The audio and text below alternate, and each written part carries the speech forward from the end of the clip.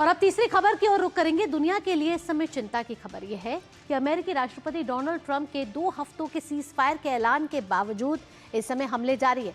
Lebanon में Israel हमले से करीब 200 लोगों की मौत की खबर आ रही है। 14 दिन के सीज फायर का ऐलान कल ही हुआ था।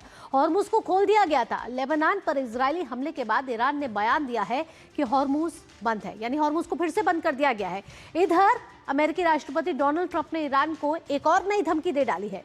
ट्रंप का भी ये कहना है कि अगर हॉर्मुज स्ट्रेट को नहीं खोलता है ईरान और परमाणु हथियार न रखने का वादा करता है तो गोलीबारी फिर से शुरू की जाएगी। और इसका सीधा असर आप देखें शेयर बाजार और कच्चे तेल की कीमतों पर देखा गया है। एशियाई और भारतीय शेयर बाजारों में भारी गिरावट यहां दर्ज की गई है।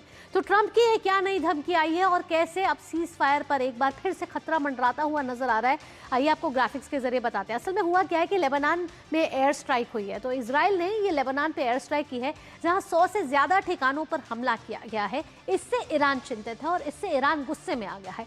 हिजबुल्ला कमांडर सेंटर जो है पूरी तरीके से तबाह कर दिया गया है। 200 से ज्यादा मौतों की खबरें हैं और 1100 से ज्यादा लोगों के जख्मी होने की खबरें, जिस पर ईरान ने कहा है कि अगर इस तरीके के हमले होते रहे तो वो हॉर्मुज को जो उसने कल खोला था उसने फिर से बंद कर दिया है। और यहाँ अमेरिकी राष्ट्रपति डोनाल्ड ट्रंप का भी बयान यहाँ आ चुका है। तो आप देख रहे हैं कि लेबनान के साथ है ईरान, लेकिन लेबनान पर इजराइल जो है वो लेबनान पर हमले कर रहा है और इस वजह से ईरान ने हॉर्मुज को फिर से बंद कर दिया। ये अगले ग्राफिक्स का रुख करेंगे कि जो हॉर्मुज बंद हुआ है और ये जो अगर डील टूटी यानी कि सीज फायर जो हुआ है तो फिर क्या होगा। ट्रंप का ईरान को धमकी साफ तौर पर दिख रहा है।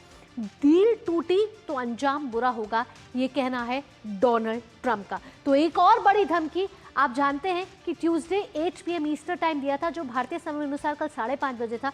उससे पहले ही सीज फायर की खबर आ गई थी और 24 घंटे बीतने पर एक बार फिर सीज फायर पर खतरा मंडराता हुआ नजर आ रहा है। हॉर्मुज के पास यूएस सेना तैयार है, यानी यूएस ये कह रहा है कि पास में हमने सेना तैयार की है, अगर ईरान ऐसा कोई भी वार करता है तो यूएस छोड़ेगा नहीं। हॉर्मुज के पास जो सेना बरकरार है उसको लेकर डोनाल्ड ट्रंप बड़ी बात कर रहे हैं।